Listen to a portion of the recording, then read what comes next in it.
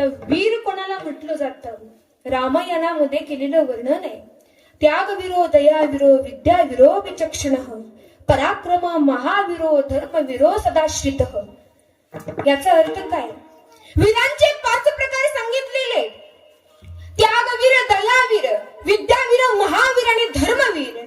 आणि या 5ही वीरांची लक्षणं ज्यांच्याकडे आहेत त्यांना म्हटलं जातं रघुवीर. आणि रघुवीर ही पदवी प्रभू रामचंद्रांना लागते. विठ्ठल विठ्ठल.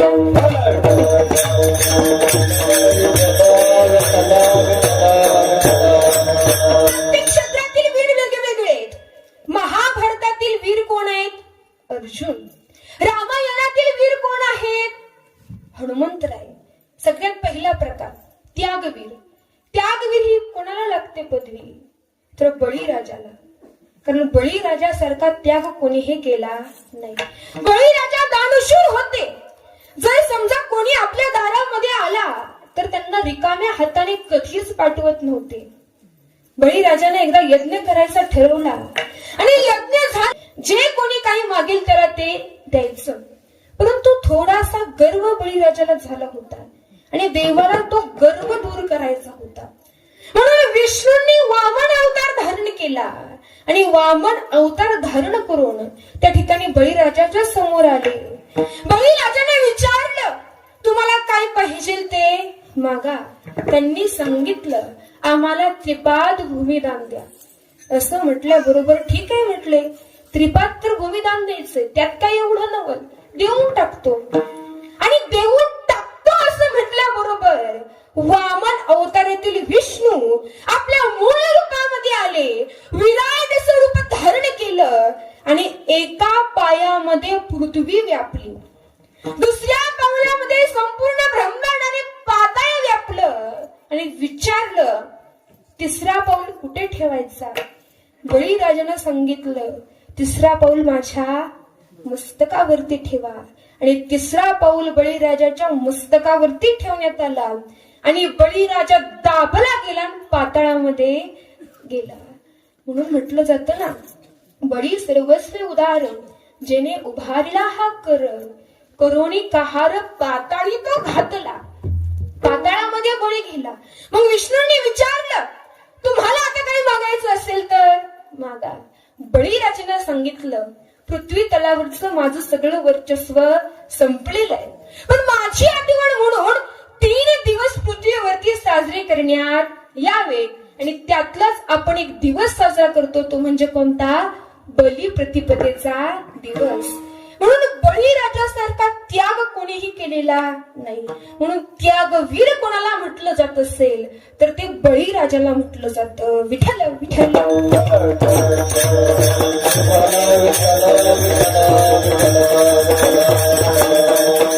नंतर सांगितलंय दुसरा प्रकार आहे तो म्हणजे दयावीर. दयावीर कोणाला म्हणायचं? तर राजा शिबी चक्रवर्ती. झालं काय? इंद्रदेवांनी सशानाचं रूप धारण केलं आणि अग्निदेवानं कबुतराचं रूप धारण केलं. कबूतर पुढे पुढे पळतोय आणि ससाना त्या कबुतराच्या पाठीमागं पळतोय. तो कबूतर गेला आणि राजा शिबी चक्रवर्तीच्या मांडीवरती जाऊन बसला. ससाना म्हटला, हे बघा राजाजी, ते माझं खाद्य, तो कबूतर मला परत करा. आणि त्यावेळेस शिबीराजांनी सांगितलं, हा कबूतर मला शरण आलाय, त्याच्यामुळे हे खाद्य मी तुम्हाला देऊ शकत नाही. ससानाने सांगितलं, मग कबुतराच्या वजना एवढं मला मांस द्या. त्या ठिकाणी तराजू आणण्यात गेला. एका पारड्यामध्ये कबूतर आणि दुसऱ्या पारड्यामध्ये तो शिबीराजा आपल्या शरीराचं मांस कापून ठेवत होता. पण कितीही मांस ठेवलं तरी त्या कबुतराच्या वजना एवढं मांस भरतच नव्हतं. झालं काय? सगळ्या शेवटी शिबीराजा स्वतःच त्या पारड्यामध्ये बसले. विचार करा ना, एका सामान्य पक्षाकरिता ज्याने आपला जीव द्यायला सुद्धा जे तयार झाले ते कोण होते? शिबीराजा होते. म्हणून दयावीर ही पदवी शिबीराजाला लागते. राजा शिबी चक्रवर्ती कृपाळू दयाळू भूती, तुळविले अंती तुळे मास तयाचे. विठ्ठल विठ्ठल.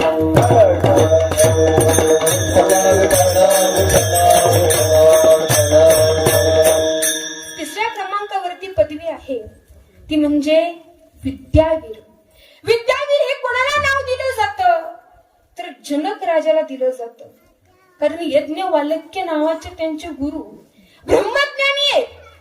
त्यांनी एकदा प्रवचन चालू केलं की सगळे जेवढे पुढे बसलेले असायचे ना, सगळे मंत्रमुग्ध व्हायचे. मग भरपूर झाले शास्त्री, पंडित, वाचस्पती, बरीच मोठी मोठी लोक त्यांच्या प्रवचनाला येऊन बसायची. परंतु हे यज्ञवाल्क्य जे होते ना, जोपर्यंत जनक राजा येत नाही तोपर्यंत आपलं प्रवचन चालू करत नव्हते. लोकांनी विचार केला 100% हे जे गुरु आहेत ना ते लोभी असले पाहिजेत. कारण जोपर्यंत जनक राजा येत नाही तोपर्यंत हे चालू करत नाहीत. त्यांच्या मनामध्ये 100% काहीतरी लोभ असला पाहिजे. पण या सगळ्या गोष्टी जनक राजांच्या कानावरती नव्हत्या, पण यज्ञवाल्क्यांना समजलं.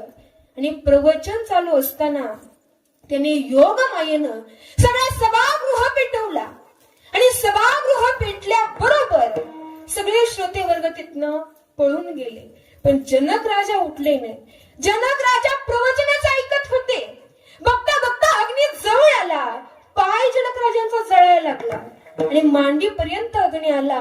आणि शेवटी त्या गुरूंनाच ते सहन झालं नाही आणि ते म्हटले, अहो जनक राजाजी, तुमच्या मांडीपर्यंत अग्नी आला तरी पण तुम्ही उठायला तयार नाही. आणि त्यावेळी जनक राजांनी उत्तर दिलं, तुम्ही तर प्रवचनातून सांगता ना, नाशिवंत देह जाणार सकळ आयुष्य का सावधान. अरे शरीरे संपत्ती मृगजळ भान जाईल नासवणं खरे नव्हे.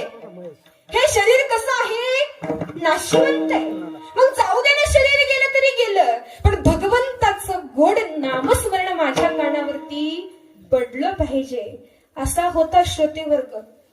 आताचे श्रोतेवर्ग नाही विनोद केला की महाराजांचं लय अवघड राहत.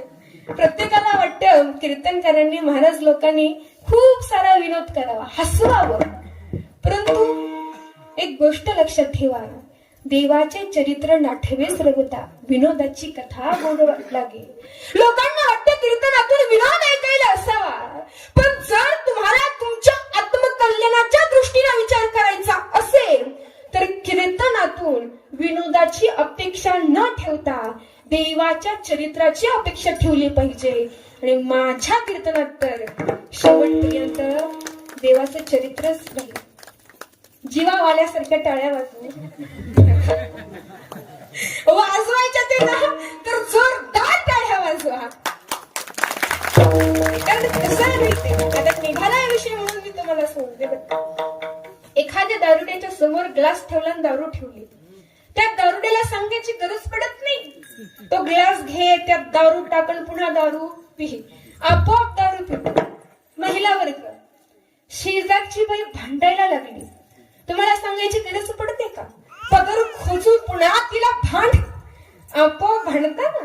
तसं कीर्तनात बसल्यानंतर कोणाला सांगायची गरज नाही पडली पाहिजे की हाताने टाळी वाजव आणि मुखानं नाम घे, विठ्ठल विठ्ठल.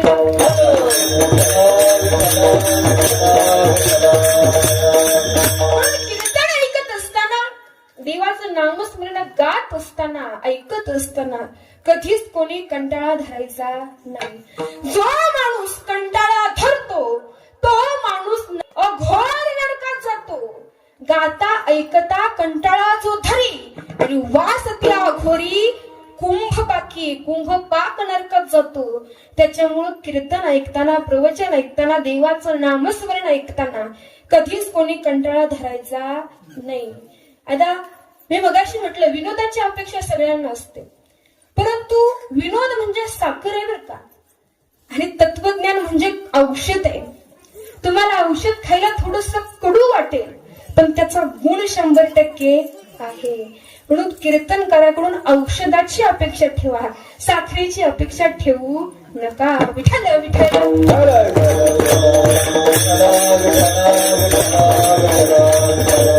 महाराज म्हणतात, तुका म्हणे राज्य खरिता जनक आणि अग्नी माझी एक पाव जळे. म्हणून विद्यावीर हे कोणाला म्हटलं जाते तर जनक राजांना म्हटलं जातं. नंतर सांगितले गेले महावीर. महावीर कोणाला म्हटलंय? अर्जुनाला म्हटलंय. कारण ज्यावेळेस महायुद्ध व्हायचं होतं, युद्धाच्या आधी दुर्योधनानं सभा घेतली आणि सगळ्यांची ताकद चापसायला सुरुवात केली. पहिल्यांदा विचारलं, पितामह आपल्याकडे किती ताकद आहे? त्यावेळेस पितामह म्हटले, एका महिन्यात त्या सगळ्या पांडवांना मी मारू शकतो, एवढी ताकद माझ्यामध्ये आहे. नंतर कृपाचार्यांना विचारलं. कृपाचार्य म्हटले, मीही एका महिन्यात सगळ्या पांडवांना मारेन. नंतर ना द्रोणाचार्यांना, गुरूंना विचारलं. द्रोणाचार्य म्हटले, मला 15 दिवस लागतील बाबा. नंतर ना अश्वत्थामाला विचारलं. अश्वत्थामा म्हटले, माझे वडील म्हातारे झाले, मला किती लागेल वेळ? 10 दिवस लागतील. शेवटी कर्णाला विचारलं. कर्ण म्हटले, 6 दिवस मला पुरेशे. त्या ठिकाणी गुप्तहेर होता, देवाचा गुप्तहेर. पळतच देवाकडे गेला आणि देवाला सांगितलं, असं असं कर्ण म्हणतोय की 6 दिवसातच त्या पांडवांना मारून टाकतो.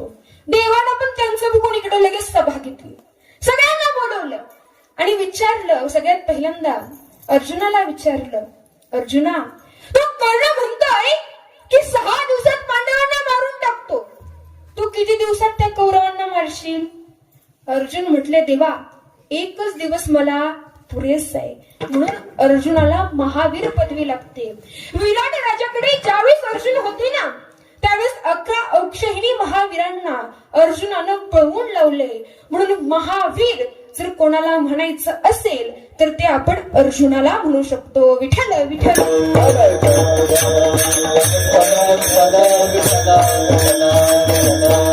त्यागवीर पाहिलं, दयावीर पाहिलं, विद्यावीर पाहिलं, महावीर पाहिलं आणि शेवटचा वीर तो म्हणजे धर्मवीर. धर्मवीर कोणाला म्हणायचं? धर्मराजाला म्हणायचं. कारण शेवटपर्यंत धर्मराजा कधीच खोटे बोलले नाहीत, कधीच असत्य बोलले नाही. तर देवाच्या सांगण्यावरून अर्ध सत्य बोलले. त्याच्यामुळे स्वर्गामध्ये जाताना अंगठा गळून पडला. मुखविले वती नारायण धर्मा आणि अंगुष्ट त्या कर्मासाठी गेला. अशी वीरांची 5 प्रकार सांगितलेले गेलेत. परंतु जे संत असतात ते वीरामध्ये वीर आहेत. म्हणून तुका म्हणे वीर्यावीर आणि संत धीर समुद्र. विठ्ठल विठ्ठल.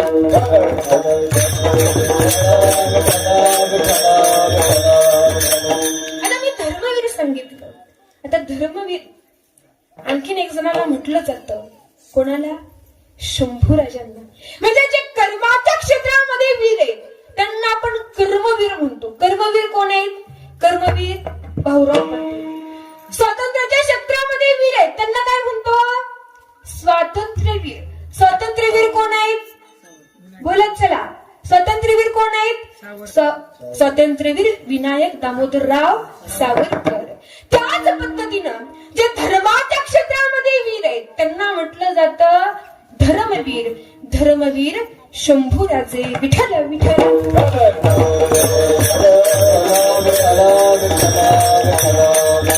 महाराजांच्या जीवनामध्ये किती संकट आली आपण सगळ्यांना माहित आहे की मुक्रब खानानं महाराजांना वेढलेलं आहे. कवी काशीद आणि संभाजीराजे मध्ये उभा राहिलेले आहेत. चारी बाजूने सैन्य आहे आणि अशा प्रसंगी तो मुक्रब खान म्हणला, खिंच लो तलवार उसकी. असं म्हटल्याबरोबर एक सैन्य पुढं आलं आणि हातातली तलवार घ्यायला लागलं. पण राजांच्या नजरेमध्ये बाणेदारपणा होता. राजाने फक्त नजर वर करून पाहिलं. थराक थराक कापत कापतच तो शत्रू 4 पावलं मागं गेला. कोणाची हिंमत होत नव्हती राजांपाशी यायची. दोरखंड टाकला गेला आणि राजांना आकळलं आणि त्या औरंगजेबाच्या दरबारामध्ये नेण्यात आलं. नेल्यानंतर ना त्या ठिकाणी एक शिपाई पळत पळत गेला. हुजूर, हुजूर बड़ी खुशी की खबर है. क्या हुआ? वो संभा गिरफ्तार हो गया. पीके तो नहीं है, क्या बकते हो? सच में हुजूर, वो संभा गिरफ्तार हो गया. औरंगजेबाला आनंद झाला. औरंगजेब पळत पळत आला आणि संभाजी राजांच्या समोर उभा राहिला आणि संभाजी राजांना म्हटला, झुको हमारे सामने. कवि काशिद म्हटले, एक किसी के सामने झुकते नहीं बल्कि दूसरों को झुकाते हैं. असे असणारे हे शंभू राजे. औरंगजेब त्या ठिकाणी बसलेला राजांची नजर पाहिली, नजरेतला तडकदारपणा पाहिला, बाणेदारपणा पाहिला आणि तो औरंगजेब म्हटला, अरे ह्याचं डोळं मला जाळतायत रे, डोळं जाळतायत, आता डोळं काढून घ्या. आणि त्यावेळेस गरम सळया तापवण्यात आल्या, राजांपाशी आणण्यात आल्या. राजांनी डोळं मिटलं. राजांना कळलं, अरे आजपर्यंत ज्या डोळ्यांनी घेतलं होतं आई भवानीचं दर्शन, अरे आजपर्यंत ज्या डोळ्यांनी घेतलं होतं सगळ्या कडकटांचं दर्शन, आता ते डोळे जाणार, कळून चुकलं. त्या सगळ्या डोळ्यामध्ये घालण्यात आल्या, डोळा बाहेर निघलं. औरंगजेबाने सांगितलं, अरे काट तो जबान उसकी, कापून टाका जीभ. राजाने विचार केला, अरे जी जीभ, ज्या जिभीने आजपर्यंत बोललं होतं जगदंब जगदंब शब्द, अरे ज्या जिभीने दिली होती हर हर महादेवची किंकाळी, ती जीभ आता जाणार, कळून चुकलं. मग ती औरंगजेबाची माणसं, काही जण कान दाबायला लागली, काही जण आकाळ दाबायला लागली, काही जण डोकं दाबायला लागली, पण दात खिळी बसल्यासारखं महाराज काय तोंड उघडायला तयार नव्हते, कारण यांना माहित नव्हतं. अरे वाघाच्या जबड्यामध्ये हात घालून वाघाचे दात मोजणारी ही मराठाची जात आहे आणि हिचा जबडा उघडणं इतकी सोपी गोष्ट नाही. पण झालं असं, नाक दाबलं गेलं आणि तोंड उघडलं. वळवळ वळवळ करणारी जीभ जमिनीवरती पडली, तोंडातून पाठ वाहत असं रक्त व्हायला लागलं. महाराजांची अवस्था काही केली, केळीचं साल्ट सोलावं तसं अंगाचं साल्ट सोललं गेलं. नंतर वरून मिठाचं पाणी, तिखटाचं पाणी टाकलं गेलं. ह्या सगळ्या वेदना माझ्या राजांनी सहन केल्या. तो औरंगजेब म्हणत होता, आमचा धर्म स्वीकारा, तुम्हाला आम्ही कोणती तरी मोठी पदवी देऊन टाकू. पण राजांनी एवढ्या सगळ्या वेदना सहन केला, पण आपला धर्म काही कधी सोडला नाही. आणि ज्याने 143 लढाया लढल्या पण एकदा सुद्धा पाठ फिरवली नाही, ते होते शंभू राजे. म्हणून शंभू राजांना काय लागते? धर्मवीर ही पदवी लागते. धर्मवीर शंभू राजे. विठ्ठल विठ्ठल.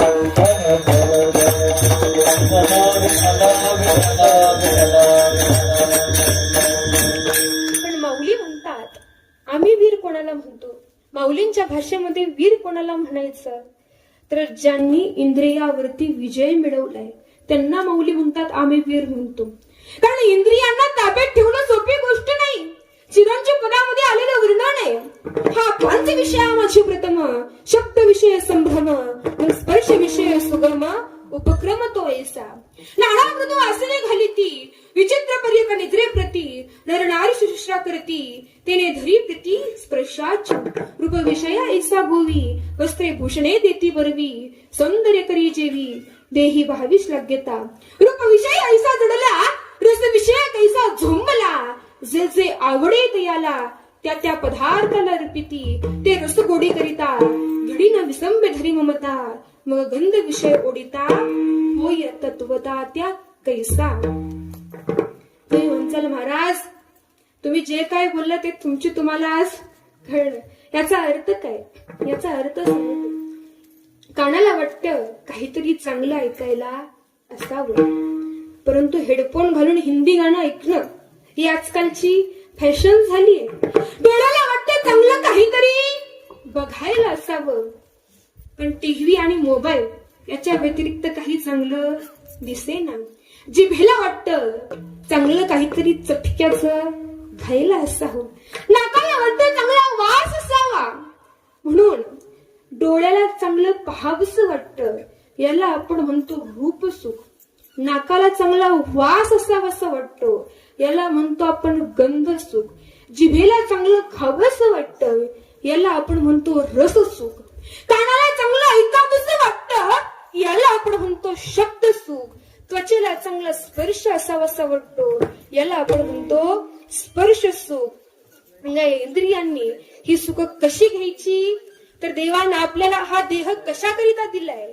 तर महाराज वर्णन करतात, परवे झाले आलो या जन्मासी परवे झालो आलो जन्मासी जोड जोडली मनुष्य देहासी जोड जोडून मनुष्य देहासी महालाभाची उत्तम राशी महालाभाची उत्तम राशी तेने सर्व सुखासी पात्र होई जे दिले हात पाय गाण डोळे मुख बोलाया वचन तेने सर्व सुखाची पात्र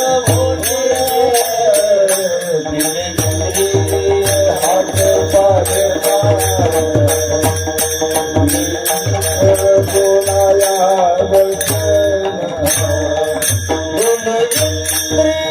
हात पाय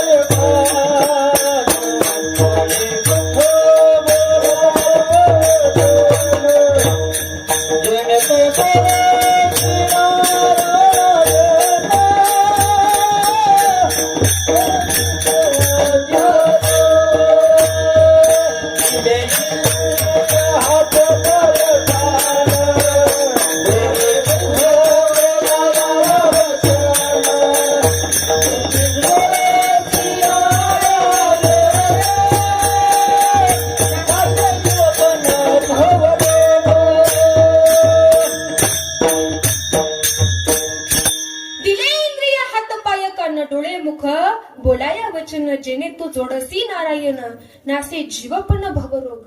हे नाटामध्ये आलेलं वर्णन आहे. महाराज म्हणतात देवाने आपल्याला देह कशा करिता दिला. देवे दिला देह भोजना का भजना. सगळ्यांना काय पाहिजे भोजन. देवाने आपल्याला हा भजनाकरिता देह दिलाय. भोजन आणि भजन दोन्ही शब्द सारखेच आहे. भोजन या शब्दामध्ये भजन शब्द येतोय.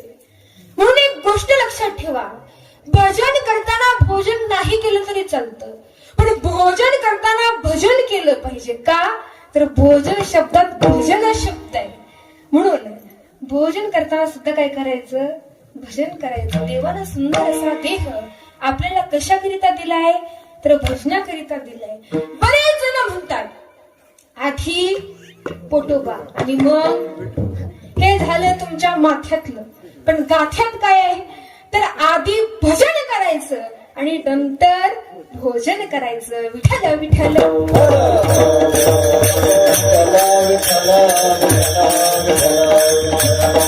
म्हणून देवानं आपल्याला सुंदर असा हा देह दिलाय. या देहानं देवाचं भजन करायचं. आणि महाराज म्हणतात आमच्या भाषेमध्ये आम्ही वीर कोणाला म्हणतो, ज्यांची इंद्रिय ताब्यात आहेत, ज्यांनी आतल्या शत्रूशी युद्ध केलं आणि विजय मिळवला, त्यांना आम्ही काय म्हणतो, वीर म्हणतो. म्हणून असे वीर विठ्ठलाचे गाढे जे असतात ना, त्यांच्या कळी काळ सुद्धा पाया पडतो. आता काळाला जिंकणं सोपी गोष्ट नाही. झालं असं, प्रभू रामचंद्रांचा अवतार संपला आणि यमराज आले. यमराजाने देवाला सांगितलं, देवा तुमचा अवतार संपलेला आहे, तुम्हाला आता इथनं निघावं लागतंय. देवानं आपला अवतार संपवला. पण ज्या वेळेस विश्वमाऊली ज्ञानोत्तर आहे समाधीला चालले आणि समाधीला जात असताना त्या ठिकाणी यमराज आले. आणि यमराज आल्याबरोबर निवृत्ती दादाकडे पाहिलं. निवृत्ती दादानं 2 बोट वर केली. यमराजाला वाटलं 2 वर्षानं आणखी माघारी यायचंय. अधिकार निवृत्ती दादाचा मोठा होता. यमराज पुन्हा गेला, 2 वर्षांनी आला आणि त्यावेळेस नंतर सोपान काकाकडे पाहिलं. सोपान काकानं पुन्हा 2 बोट वर केली. पुन्हा यमराज माघारी गेला, 2 वर्षांनी आला आणि आल्यानंतर पुन्हा मुक्ताईकडे पाहिलं. मुक्ताईने 2 काय केली बोट वर केली. यमराज म्हटला आणखीन पुन्हा 2 वर्षांनी यायचंय. यमराज जायला लागला, पण मुक्ताईने विचार केला 2 वर्षांनी सारखा यमराज येतोय. यम्या इकडे म्हटली. तेवढा अधिकार मुक्ताईचा होता. यमराजाला बोलवलं आणि यमराजाला विचारलं, तुला आमची सांकेतिक भाषा समजत नाही का? 2 बोट वर केली म्हणजे 2 वर्षांनी येतोयस. 2 बोट वर केली याचा अर्थ असा, जोपर्यंत चंद्र आणि सूर्य या आकाशामध्ये येत ना तोपर्यंत माझ्या ज्ञानदादाकडं यायचं नाही. एवढा अधिकार मुक्ताईचा होता. देवापेक्षा सुद्धा मोठा अधिकार हा संतांचा आहे.